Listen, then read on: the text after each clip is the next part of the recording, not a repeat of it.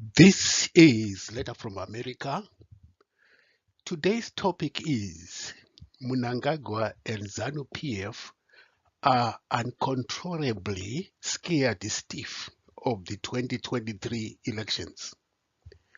ZANU PF President Ed Mnangagwa is reported to be extremely scared of this year's election.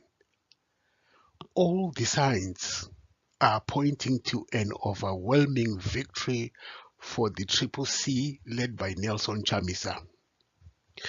What is worrying Mnangagwa the most is that none of his tricks that he used to rig elections in the past gives him any optimism that he will win.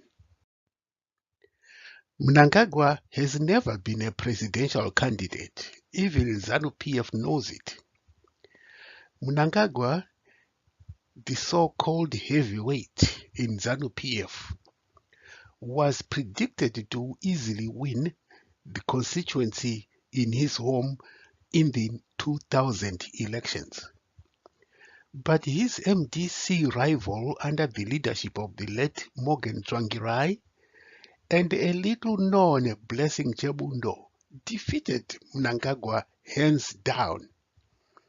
Not once, but twice in the March 2005 parliamentary elections. What was most humiliating for Mnangagwa was he had organized a gang of thugs to kill Chebundo. They beat him, leaving him in a coma for the remainder of the election campaigning period. When the election results were announced, Chebundo, who was still in a coma, had won decisively over Mnangagwa. Today, the ghost of that humiliating defeat in 2000 and 2005 haunts Mnangagwa. He knows that he is a very poor campaigner. He cannot speak intelligently. On many of the rallies he addressed, most of the people who were forced to attend those rallies left while he was still speaking.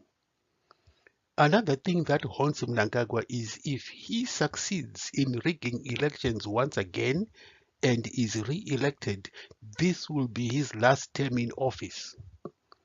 In the next elections, in 2027, Mnangagwa will not be eligible to run again. The Constitution of 2013 allows a president to hold office for 2 terms only. Mnangagwa knows that ZANU PF has lost support from most Zimbabweans for one very simple reason. In the 42 years ZANU PF has been in power, Zimbabweans have become poorer. Neither Mnangagwa nor his ZANU PF party have any explanation why half the Zimbabwean population is so poor and why top ZANU PF officials are exceedingly very rich. Mnangagwa knows that most of the poor Zimbabweans are very young. More than 70% of the Zimbabwean population of 15 million was not born at independence in 1980. It is estimated that about 1 million Zimbabweans will be voting for the first time, having reached the age of 18, and they are very angry because they are poor and they have no jobs. Mnangagwa is now pinning his hopes on corruption, violence, and election rigging to secure another term later this year. This will likely worsen the country's economic malaise through continued financial mismanagement, corruption in the mining sector, and lack of access to external credit. But Mnangagwa faces formidable challenges on the prospect of his re-election. The political DNA results did not come from Mugabe the DNA man. They came from the Zimbabweans. Their message was repeatedly, that ZANU PF is no longer relevant in their lives. After 42 years of misrule by ZANU PF, Zimbabwe is in a dilapidated state, and ZANU PF is now a liability to the people of Zimbabwe. What are the political DNA results of facts? Well, the Citizens Coalition for Change, or CCC, won 19 out of 28 parliamentary seats and 75 of the 130 local government seats. CCC, barely 2 months old, and like the biblical David, defeated the 62-year-old Goliath ZANU PF in a playing field that was not level because it greatly disadvantaged CCC. CCC was launched on 22 January 2022, this year. Before that, many people were very pessimistic that CCC would establish a competitive presence before the March 26 elections. To make matters worse, CCC was broke, it was penniless, because its share of the funding under the Political Parties Finance Act had been illegally stolen and given to Monzora, who now dubiously claimed to be the president of the MDC alliance. Of the $500 million, that is Zimbabwe dollars, available under the Political Parties Finance Act, ZANU PF received the lion's share of $350,150,000, translating to 70.3%, while Monzora's MDC alliance was given $149,850,000. The Morgan Richard Tsvangirai party head office had also been seized by armed police and given again to Monzora. ZANU PF also used the resources of the captured state, the police, army, to suppress CCC. 6 of the CCC rallies were illegally banned by the police.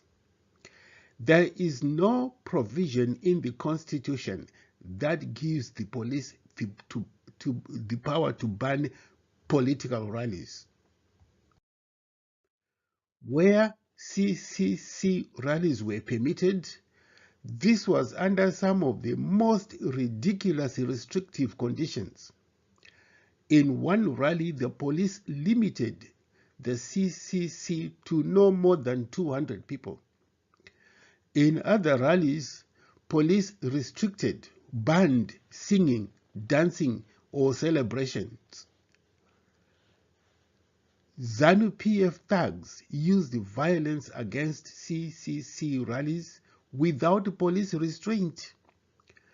Only after mounting public pressure did the police reluctantly arrest thugs that had wreaked havoc at a Gokwe rally where a CCC supporter was killed. But those thugs that were arrested were released the next day. Yet the ZANU PF and Monzora rallies were held without any restrictions or needing police permission. Instead of condemning the ZANU PF thugs, Zimbabwe's first Vice President Constantino Chiwenga compared the opposition CCC to insects that must be destroyed. You see how we crush lice and a stone, he told a rally of the ruling party. That is what we are going to do to the CCC.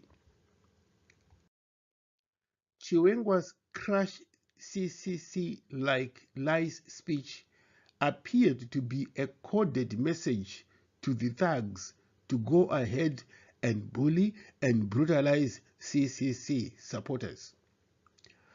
Chiwenga never condemned the ZANU PF thugs who used spears and axes and machetes in an act of terrorism that left nearly 20 people injured and 1 dead.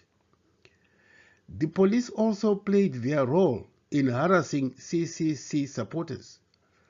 They brought water tanks to disperse CCC rallies and had a very heavy, intimidating presence to scare off people at CCC rallies. Not to be outdone, ZEC, the Zimbabwe Electoral Commission, which was supposed to be neutral and professional, proved, as always, incompetent in running free and fair elections. ZEC messed up CCC images on the ballot papers in the hope that voters would find it difficult to recognize the CCC candidates. ZEC printed the ballots in black and white to avoid the easily recognizable and loved yellow background for the CCC candidates. ZANU PF engaged in widespread vote buying, yet ZEC remained silent. ZANU PF also engaged in widespread intimidation of the traditional leaders. Again, ZEC remained silent. ZANU PF violated many electoral laws, and again ZEC remained silent. The overwhelming military power of the ZANU PF Goliath and its capacity to use the state to terrorize and intimidate voters was undeniable.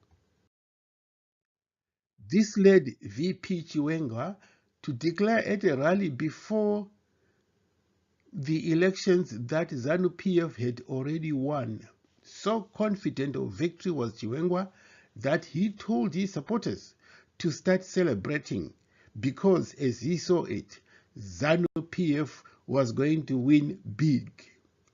But alas for Chiwenga, ZANU PF was soundly beaten by CCC. So much for the giant Goliath ZANU PF. What was the CCC's strength? How did the CCC manage to win so spectacularly? CCC under Advocate Nelson Chamisa became the flag bearer of opposition politics in Zimbabwe. It carried the torch of the MDC, which was formed in 1999. ZANU PF was widely rejected by Zimbabweans back in 2000. The populist leader became the late Morgan Richard Tsvangirai, who led the MDC until his death in February 2018. Tsvangirai's chosen successor was Nelson Chamisa, who, by popular demand, became the leader of the MDC alliance. Just like his predecessor, Tsvangirai's victory in the 2008 elections, Chamisa won the 2018 elections. But ZANU PF and ZEC reversed both the election results of 2008 and 2018 and gave the victory to Mugabe and to Mnangagwa respectively. In some unrehearsed speech, Mugabe was in later years to say MDC had won 73% of the vote to ZANU PF's less than 30%. In the 2018 elections, Chamisa won the presidential elections, but ZEC manipulated the figures to give Mnangagwa the victory. A petition in the Constitutional Court against the election results ended with the court ruling against the petition. The court refused to admit some overwhelming evidence, which was based in part on ZAC's own database. One clear evidence of the ZAC and court's biases against the MDC was the way they routinely dismissed MDC petitions. But they do not give the full ruling. The full text of the ruling on the 2008 petition by MDC and the 2018 petition by the MDC Alliance has not been given to this day. Chamisa and the CCC strength lie in the strong mass-based support for the party. CCC has had an empowering effect on the people of Zimbabwe.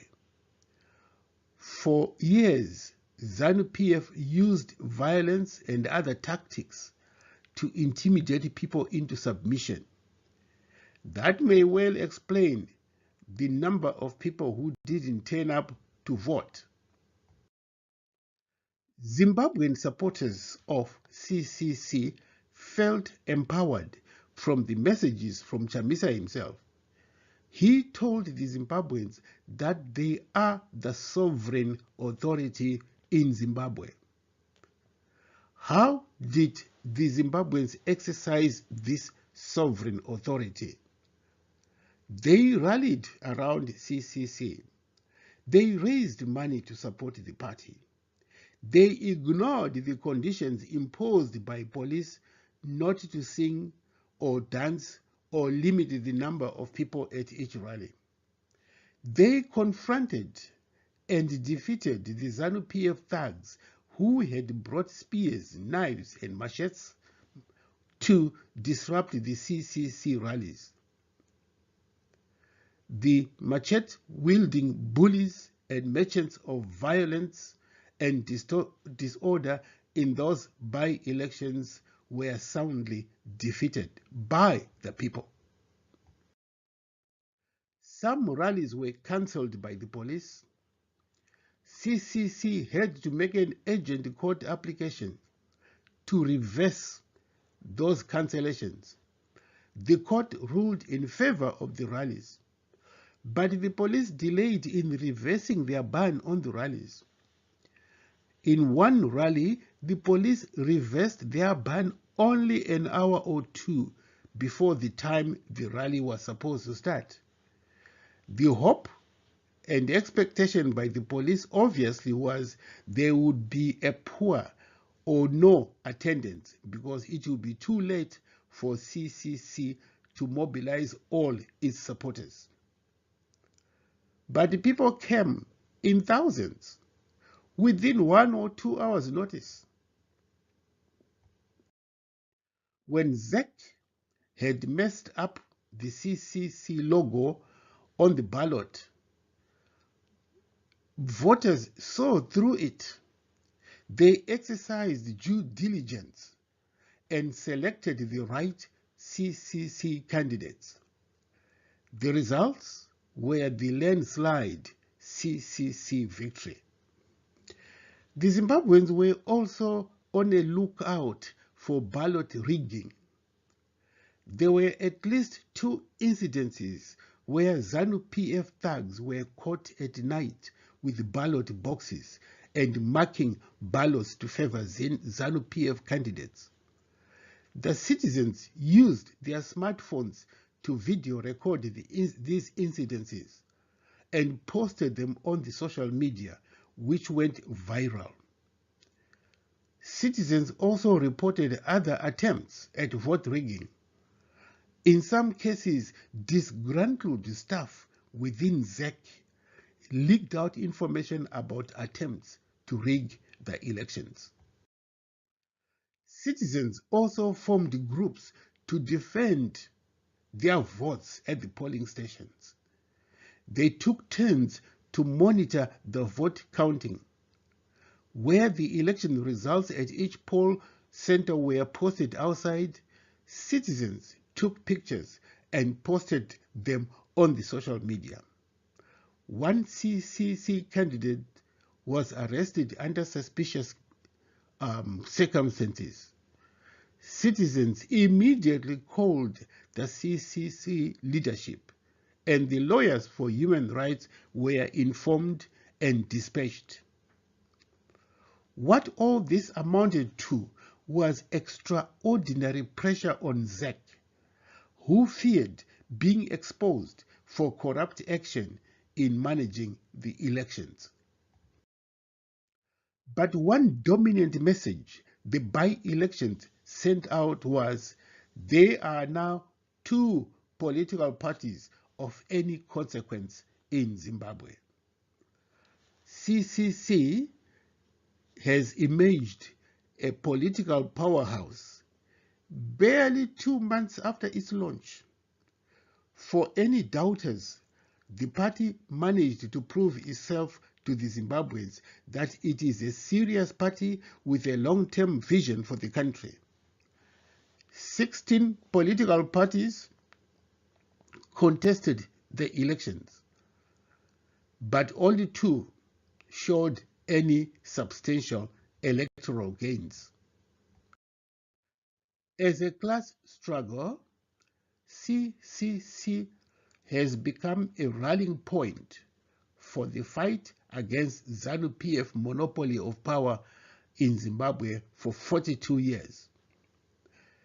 People in all parts of the Zimbabwean socio-economic spectrum are now realizing how they have been tricked and cheated by ZANU PF. But despite this ongoing ZANU PF violence, Zimbabweans have massively rejected ZANU PF, and their message has repeatedly been that ZANU PF is no longer relevant to their lives. After 42 years of misrule by ZANU PF, Zimbabwe is in a dilapidated state, and ZANU PF is now a liability to the people of Zimbabwe. This concludes today's broadcast of Letter from America, a weekly in-depth analysis of the situation in Zimbabwe. Thank you for listening.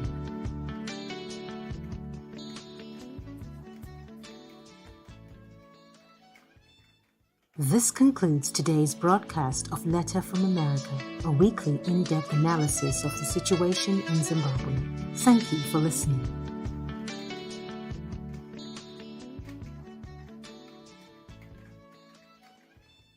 This concludes today's broadcast of Letter from America, a weekly in-depth analysis of the situation in Zimbabwe. Thank you for listening.